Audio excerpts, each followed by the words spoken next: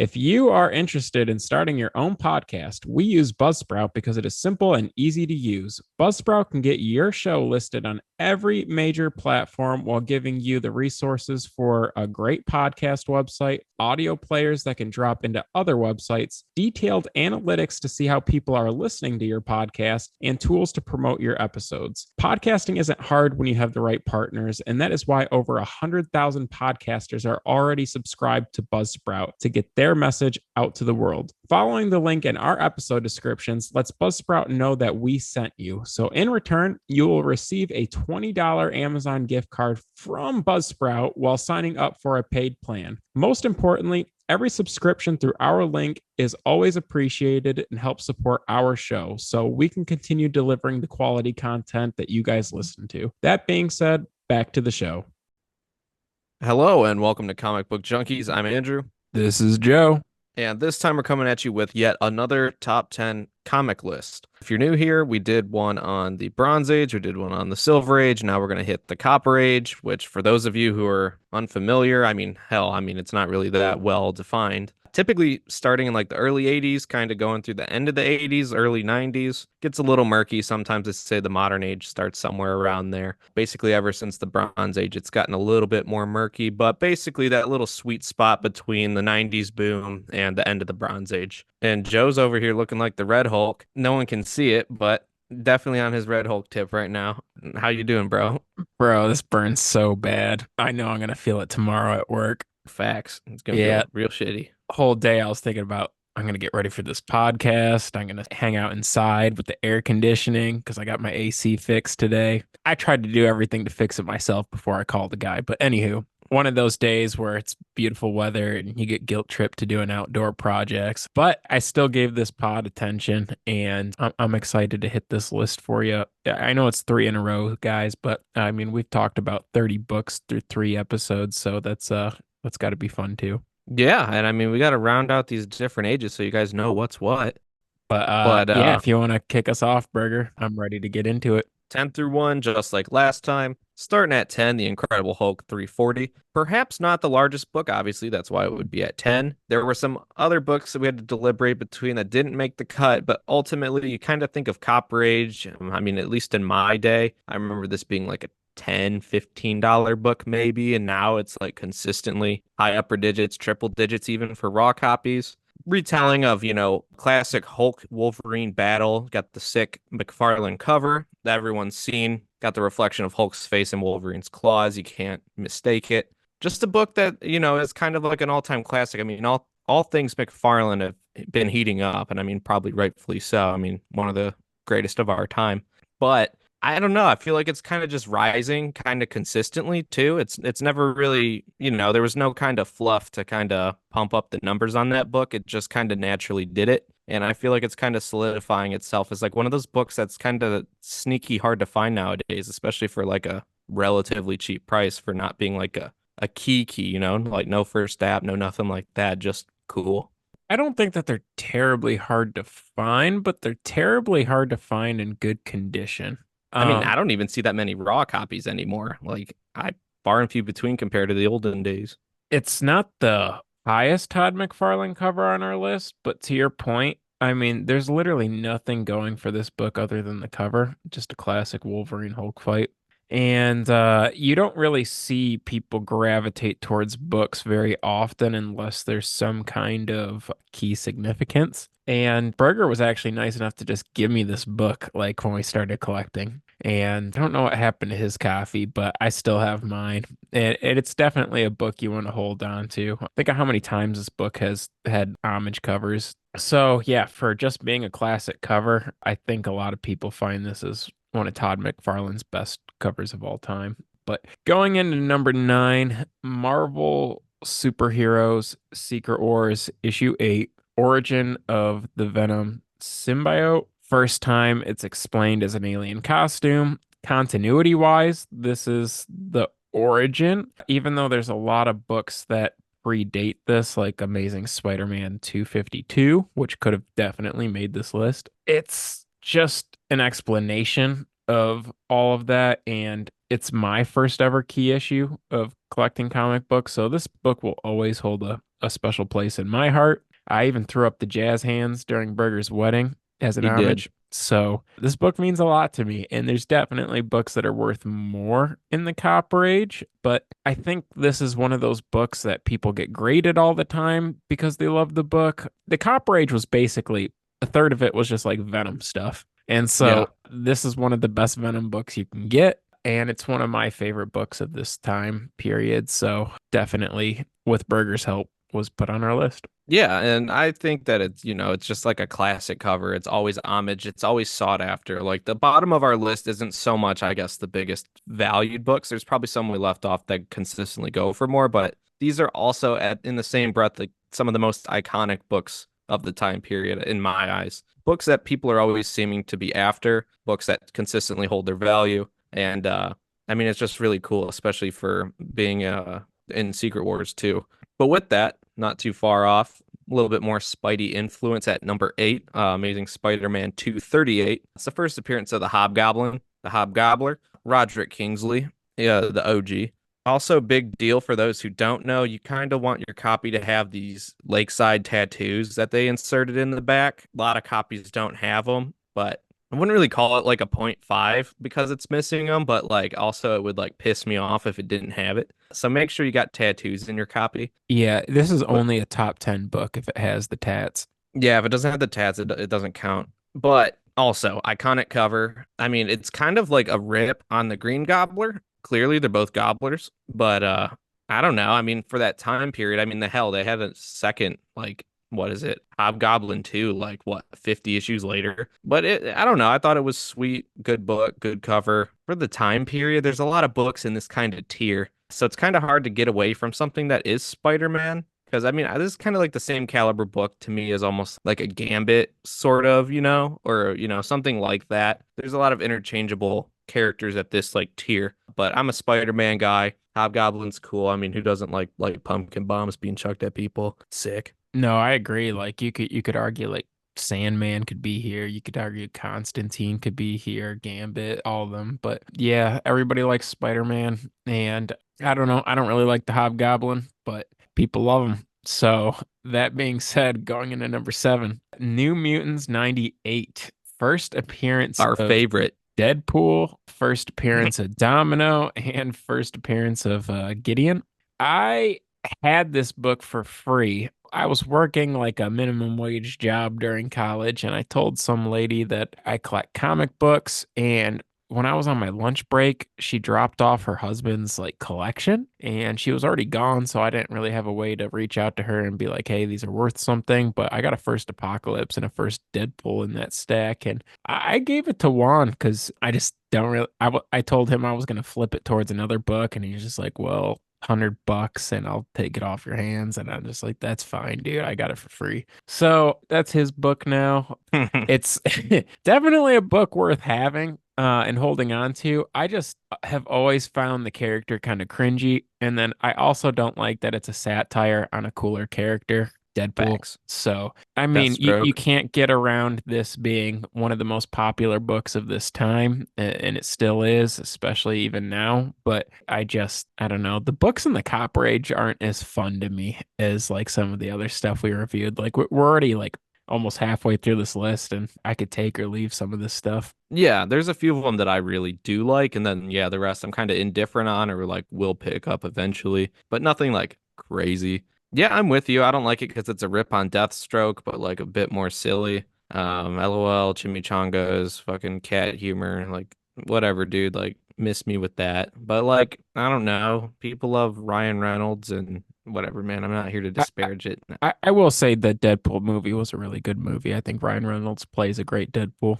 Yeah, so that works. I mean, I know people are going to be pumped with him teaming up with Hugh Jackman on this new one, and I mean, it is a good book though. I mean, I feel like there's a billion copies out there, and a lot of them are pretty high grade. It's one of those. It's like the Venom thing for a newer book. Even it's just high demand for a cool character to people who find him cool. But for a character I find cool, we're at number 6. Caliber presents issue 1. So for those who don't know, it's the first appearance of the Crow because God forbid the Crow doesn't make this list. But it's a bit of a local thing too. Caliber Press, Michigan thing. James O'Barr, I mean, he set the story in Detroit, so it's kind of cool that it has a little bit of local ties to it. I mean, this is kind of just like an anthology book. Caliber presents, like there's other stories in there. I mean, the Crow's not even on the cover. There's the street shadows, there's night streets. I mean, a lot of, dark stuff. But, first appearance of the Crow, cool book. I mean, the new movie does not look good at all,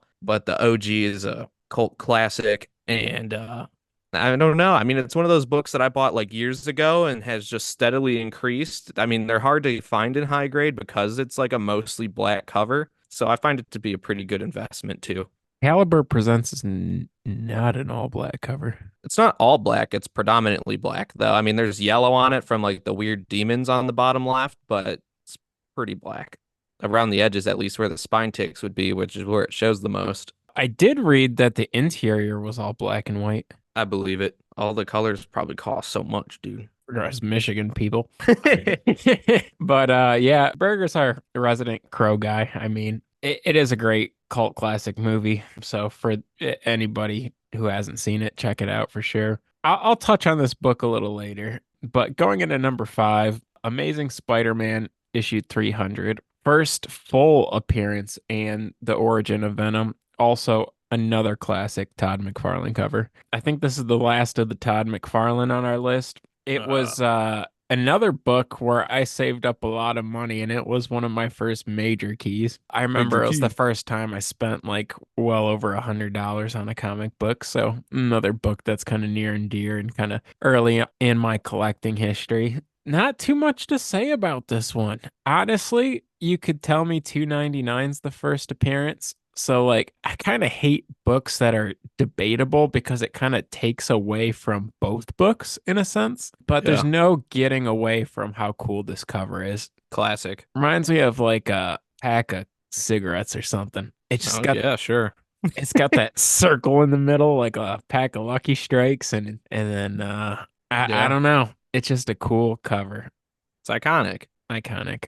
Yeah. Yeah. And I don't know. I mean, out of all the Venom books, this one's worth the most. It's also a milestone in that it's the 300th issue of Amazing Spider-Man. So, still a pretty big deal, all things considered, and one of the most desirable, actually the most desirable, I think, book of the Copper Age from both Marvel and DC. Yeah, demand wise, I'd say, or at least in attainability. Like this is a book you see at every con, you see at most shops, but you never see it for that cheap unless it's like really messed up. Despite it being like what, like a 1989 book. I mean, it's still got quite the demand for how many are being printed. Well, were printed. I mean, obviously, like you said, it's a milestone issue. You think they didn't print like enough of those, but it's got more Venom. Same thing with Hulk 180 and Hulk 181. It's got more of what you want and I don't see it ever, declining. It's like the Copper Age Punisher. Well said. With that, we're going on to four. We're starting to get a little bit indie up in here because the Copper Age was really good for independent stuff, to be real with you. So we're going with Bone One. First appearance of Phone Bone, Phony Bone, Smiley Bone, Thorn, the rat creatures in a standard comic book. So I remember more seeing this when I was like a kid and stuff. I was never ultimately that familiar, but I knew that Bone was like popular. But then like past that, I never really was like, hey, I'm gonna read this. But like I know that there's multiple printings. I know this book's in high demand, and like even for a low grade copy, you're spending a couple to a few $100. Originally showed up in like comic strips at the OSU newspaper. Didn't really know that one, which is weird. And then they're talking about well, Netflix did have the rights, but they discontinued developing anything on it, which I feel like for like with the like kind of like animation boom that's going on right now, you'd think they'd like do some like Bone stuff. I feel like that's comic property and animation. It's like ripe for the picking right now. But it's ultimately like a pretty good book. I mean, you got to think about like when it comes to this era, these independent books, they're way more scarce than the other books we've been talking about. So that's kind of helping to drive up the price in terms of like not just speculation, but being like a legitimate comic key. We're talking more about scarcity versus demand at this point. And yeah. Yeah, I remember being a big nerd in middle school and always going to the public library to play RuneScape. And I always saw a bunch of bone stuff there, but even back then I kind of thought it was lame. So I mean maybe I just and that was in my RuneScape days, but maybe I should give it a chance. Bone sucks. Because it's $1,000 book, you know what I mean? This ain't no like spend It a ain't few no joke. bucks and get, yeah, it's not a joke. But if we got any resident Bone fans, please let me know if it's actually good because I'm willing to humor anything as long as it's not too off the beaten path. But What do you think the first appearance of Prone Bone is? what? Oh, never mind. Moving on. Okay. Going into number three, I'm just gonna keep it brief here because this is really a book you should be announcing. It's The Crow issue 1. So that's that Whoa, all black cover I was thinking of. Second sick. actual appearance of The Crow. First ongoing series and in a much cooler cover than Caliber presents. Facts. Hard to find in good condition. Those all black covers every time, you know.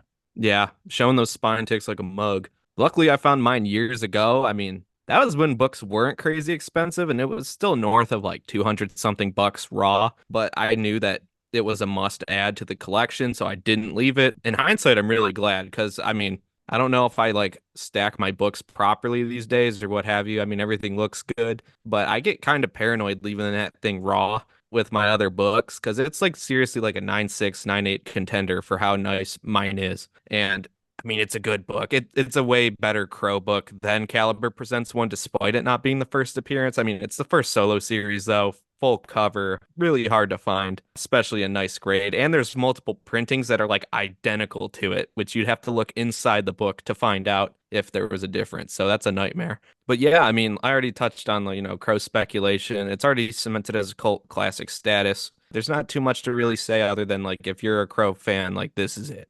Word. Word. And now, number two, Albedo 2. Everyone's favorite, of course. You know me, I always love reading about furry samurai stuff.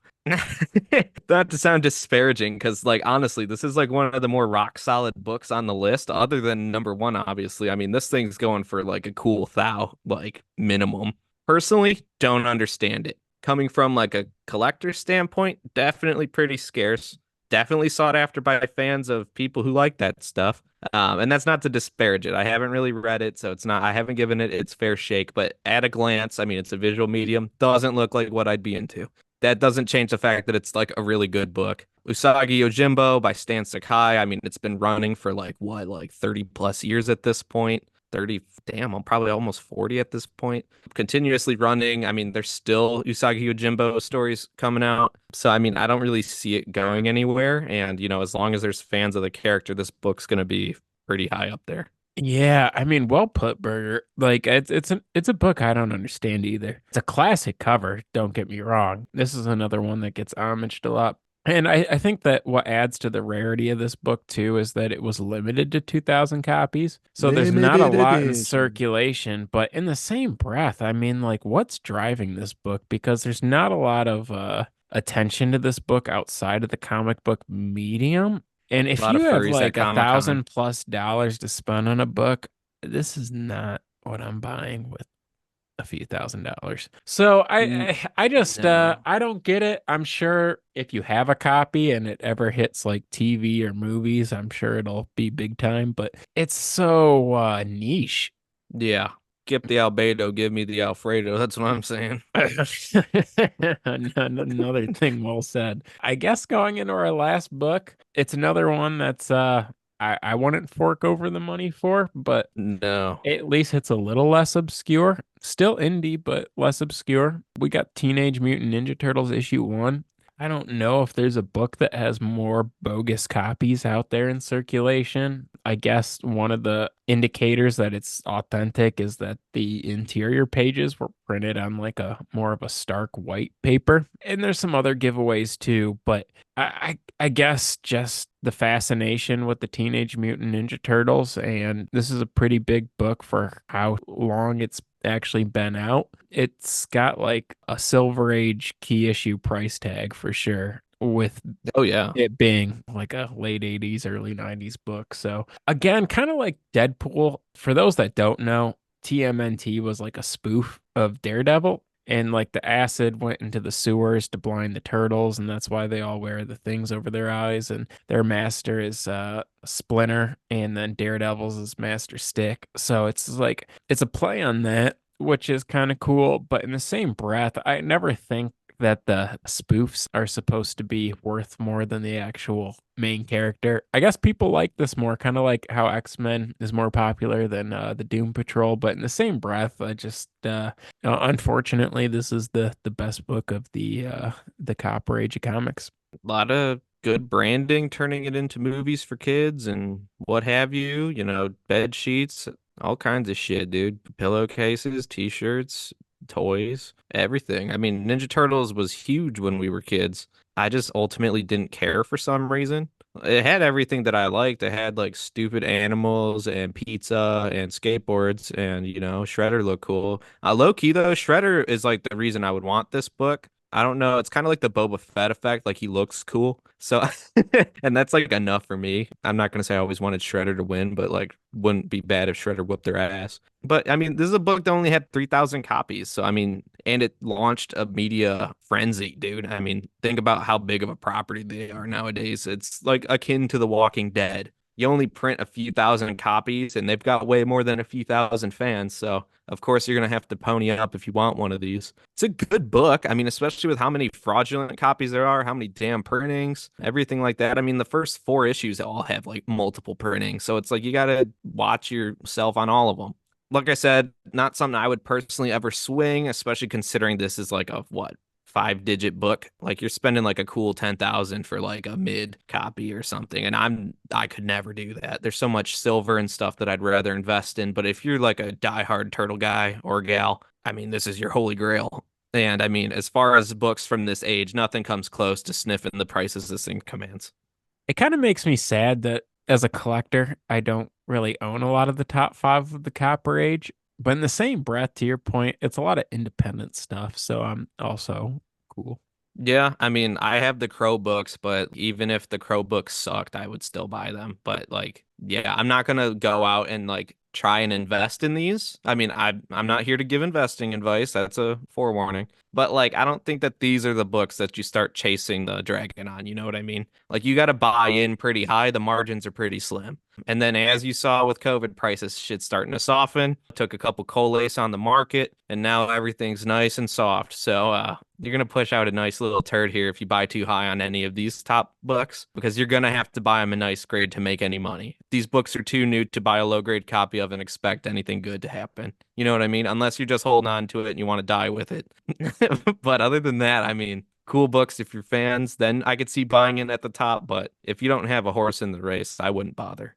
Now, I will say, I mean, given that these are the top 10 books of that time period, in our opinion, I think that if you owned a copy, it would at least hold its value, if not Oh, appreciate. yeah. If you already have it, I'd say hold or, if you want to sell if you're scared about prices going lower. But I just don't think that it's an investment buying opportunity right now at the Totally top. agree. Yeah, to your point, like if you have like 10K to spend, you're probably not getting a Teenage Mutant Ninja Turtles. So that concludes our list. Yeah. It was a little bit of a tougher exercise this time. I will say there's a lot more books you could put on here, and a lot of books like 6 through 10 are all kind of in the same range. So we're picking nits here. So if you disagree with us, I'm sure a book that you probably believe belongs on the list crossed our minds. It's just, dude, we got to pick something. And you know what? We just picking iconic books we like at that point. Yeah, to We your can't make point, this like a, the bottom half of the list, it's just like all like $200 books, and at that point, it's mostly preference because yeah, it was so much easier doing the Silver Age list because enough time has passed where like there's definitive answers for each. But with yeah. this one, not enough time has passed where there could be even a book that's not on this list that makes it if we were to redo this topic a decade from now. But it was still fun because it was a lot more challenging to come up with our top 10 this time. Agreed. And if you want to challenge us or you want to let us know what you think, CBJ Pod on Instagram's the best way to do it. Slide in our DMs, we'll hit you back up. We're on YouTube now. I see we're getting a little bit of traction there. We are still just doing audio shows, but we do have our entire backlog of episodes there. Seeing some traction, some good numbies. That's Comic Book Junkies on YouTube. You'll see our logo if you've already been listening to us.